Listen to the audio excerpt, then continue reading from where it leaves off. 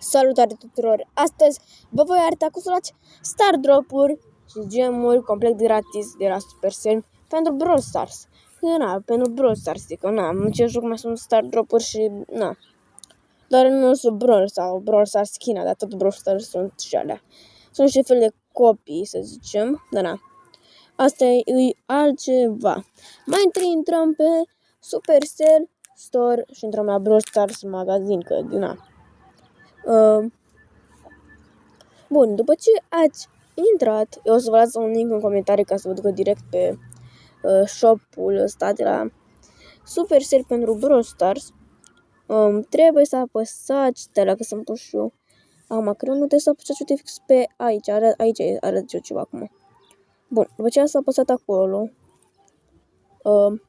o să vă arată ceva cu 10 gems, la mine este pe română și 10 gems și dați la Climb.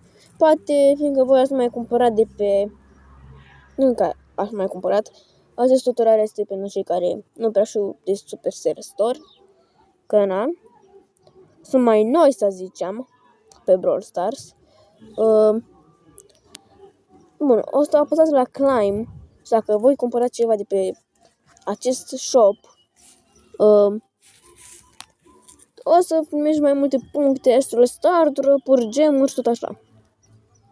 Uitați la câte gemuri și toate astea puteți să luați complet gratis.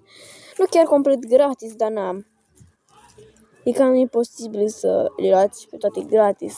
De fapt, totul gratis puteți să luați așa gratis, doar 10 gemuri și un Star Drop, din păcate, ca să luați și celelalte chestii, Dacă dăm la quest sau la misiuni, eu încă nu mi-am făcut toate, dar dacă le faceți pe toate acestea, puteți să luați doar 10 gemuri și un Star Drop, din păcate, ca să luați mai multe chestii de astea. Deci cumpărați chestii din acest shop, dar dați lei, într-un fel bani, să zicem, pentru un Star Drop și 5 gemuri, dă-le încolo odată. Mai bine 5 bani și gata, așa îmi cumpăr un Brawl Pass Plus. Că în Brawl Pass sunt acolo mai multe gemuri, oricum. Mască prinde și blinguri, poți să alegi un brawler epic, deci mai multe chestii. Bun, vă las un link în comentarii, cam atât a fost. Un videoclip mai scurt, dar foarte simplu de luat aceste gemuri, efectiv. Aici sunt o grămadă. Uite dacă câte blinguri la 10 lei. Ce păcat că eu n-am bani puși pe tabletă, să zicem, că e ceva foarte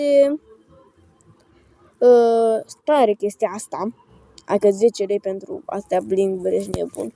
O să-ți cumperi un skin de 149 de gemuri. Ești nebun la cap doar cu 10 lei. Bun. Cam atât a fost cu acest episod. Link în comentarii. Eu v-am lăsat.